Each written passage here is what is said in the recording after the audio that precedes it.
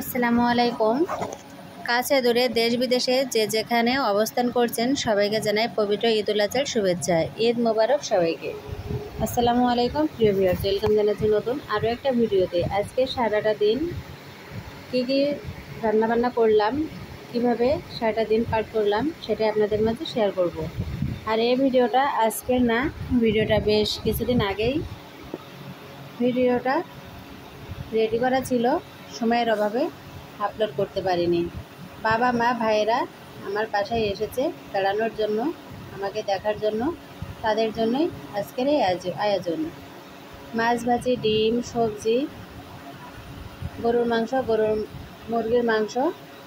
তো এখানে রান্না করার জন্য সব রকম আমি মশলাটা কষিয়ে নিচ্ছি। নিয়ে এখন আমি এখানে হলুদ লবণও দিয়ে দিলাম, দিয়ে আবারও একটু নেড়ে ছেড়ে নিয়ে মশলাটা সব একই সঙ্গে দিয়ে অল্প একটু পানি দিয়ে দিলাম যাতে মশলাটা পুড়ে না যায়। এখন আমি একে একে মাছগুলো দিয়ে দিচ্ছি। মাছটা দিয়ে এভাবে করে নাড়াচাড়া করে নিব যাতে মাছের ভিতরে ঠিকঠাকভাবে মশলাটা যায়। দিয়ে দিলাম তেজপাতা এবং দিয়ে দিলাম কয়েকটা কাঁচামরিচ। তো নাড়াচাড়া করার পরে এখন ঝোলের পানিটা দিয়ে দেবো। এখন ঝোলটা ফুটে ওঠা পর্যন্ত অপেক্ষা করব। তো প্রায় কিন্তু মাছ ঝোলটা আমার হয়ে এসেছে। তো এখন চুলাটা বন্ধ করে দিব। বন্ধ করে দিয়ে এখন আমি রান্না করে নিব গরুর মাংস।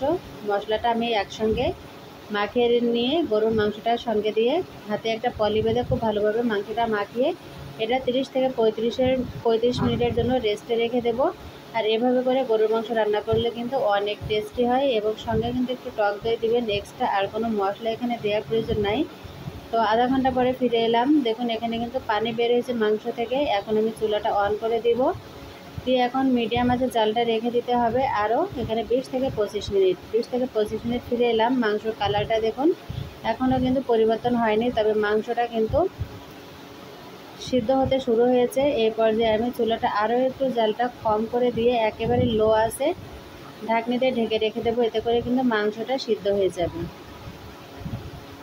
এবং মাংসে আলাদা করে পানি দেওয়ার কোনো প্রয়োজন নাই। আধা ঘন্টা পরে আমি আবারও ফিরে এলাম। তো দেখুন এই পর্যায়ে কিন্তু মাংসের কালারটা চেঞ্জ হয়ে গেছে, সুন্দর একটা কালার এবং ঘ্রাণ বের হয়েছে। আর এদিকে মুরগিটা রান্না করে নিব। মুরগিটা রান্না করার জন্য আমি এখানে পেঁয়াজ রসুন সুন্দর করে মশলাটা কষে নিয়ে একই সঙ্গে দিয়ে দিলাম। এখানেও আমি পানি দেবো না, তবে ঝোলের পানিটা দেবো। গরুর মাংসে কিন্তু কোনো ঝোলের পানি আমি অ্যাড করিনি, শুধুমাত্র এখানে আমি মাখিয়ে রেখেছিলাম, সেখান থেকে কিন্তু গরুর মাংস থেকে পানি বের হয়েছে। মাংসটা ধুয়ে কিন্তু বসিয়ে দিয়েছিলাম। এখানে কিন্তু 2 কেজি মাংসের জন্য আমি টক দই 100 গ্রামের টক দই দিয়েছি। আর এখানে 7টা শুকনো মরিচ দিয়েছি আস্ত। আর আগে তো আমি গুঁড়ো মশলা দিয়ে নিয়েছি, জিরা মশলা সব একই সঙ্গে প্রথম পর্যায়ে আমি দিয়ে নিই। মাঝ পর্যায়ে কোনো মশলা দিই না, এখন শুধু আমি ফ্লেভারের জন্য কয়েকটা শুকনো মরিচ দিয়ে দিলাম। আর এখানে রসুন এবং আলুটা দিইনি, এখনও রেখে দিয়েছি। আলুটা ভেজে রসুনটা ভেজে রেখে দিয়েছি, এতে করে কিন্তু সুন্দর একটা ঘ্রাণ বের হয়। প্রথম পর্যায়ে দিলে কিন্তু আলুটা ঘ্যাট হয়ে যাবে। এখন মাংসটা প্রায় সিদ্ধ হয়ে এসেছে আর এই পর্যায়ে আলুটা দিয়ে দেব। তো আলু রসুনটা ভেজে রেখেছি, এটা কিন্তু খুব বেশি সময় লাগবে না সিদ্ধ হতে। আমি এখন দিয়ে নাড়াচাড়া করে নিব। আপনারা চাইলে আলুটা দিতে পারেন, না চাইলে আপনারা স্কিপ করতে পারেন। রসুন দিলে কিন্তু গরুর মাংসে অনেক মজা লাগে। যারা গরুর মাংসে রসুন দিয়ে এখনও পর্যন্ত খাননি একবার হলেও ট্রাই করবেন। আর গরুর মাংস হাত ঘষা দিয়ে কিভাবে রান্না করতে হয় সেটা কিন্তু অলরেডি আমি শেয়ার করেছি, আপনারা চাইলে কিন্তু দেখেও আসতে পারেন।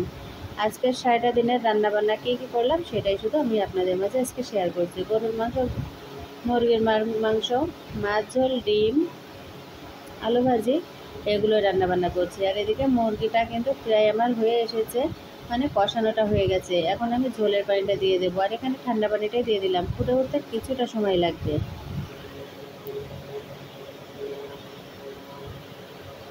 তো এখন নাড়াচাড়া করে দিয়ে আমি ঢাকনি দিয়ে ঢেকে রেখে দেবো। ঈদের চাঁদ আকাশে, আমার চাঁদ আলহামদুলিল্লাহ। তো এই পর্যায়ে ঝোলটা তকবক করে ফুটতে শুরু হয়েছে, ঝোলটা কম হয়ে গেছে, এতটুখানি ঝোল রেখে দেবো। চুলাটা বন্ধ করে দিলাম। আমার কিন্তু প্রায় রান্নাটা হয়ে গেছে।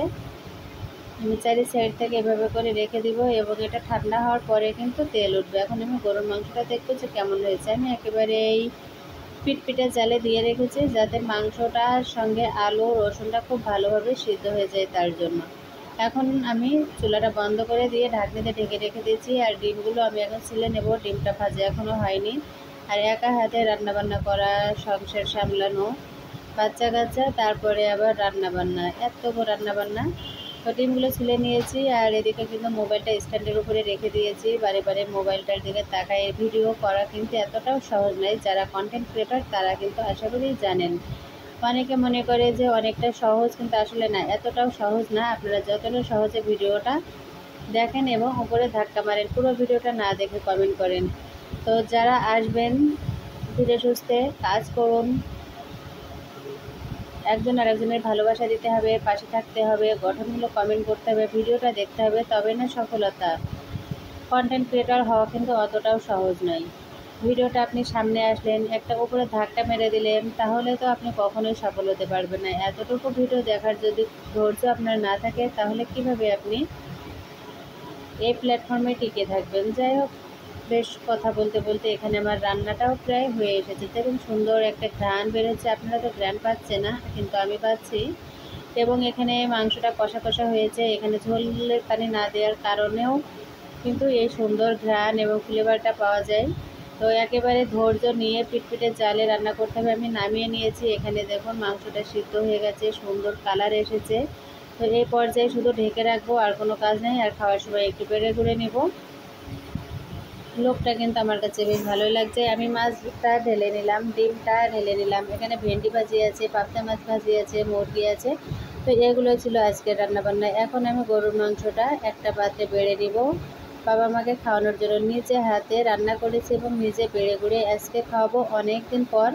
বাবা মা কিন্তু অনেক দিন পরেই আসলো এবং সবাই আমার বাবা মার জন্য দোয়া করবেন। আপনাদের সকলের বাবা মার জন্য অনেক অনেক দোয়া রইল। তো আমরা সবাই এসেছি বিকালবেলায় একটু আবার ননদের বাসায় বেড়াতে, এবং সেখানে এসে অনেক নাস্তার আয়োজন।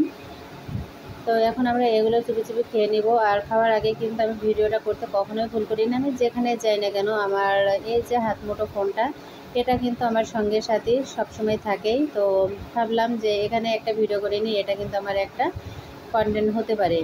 তো এদিকে আমার ননদ এখনও লেবু ছাড়াচ্ছে, আর এই ফাঁকে আমি কাজটা করে নিলাম। আর এদিকে আমি রাতের জন্য আবারও রান্নাটা শুরু করব। তো তার জন্য এখানে আলু এবং রসুনটা আমি ভেজে নিচ্ছি। আর এখন আমি পুরোটাই দেখাবো না, এভাবে করে দিন রাত সব কিছু পার হচ্ছে আলহামদুলিল্লাহ।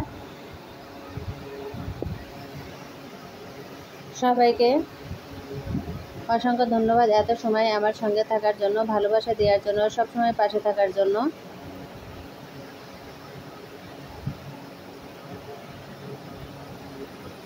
তো সবাইকে জানাচ্ছি আবারও অগ্রিম ঈদ মোবারক।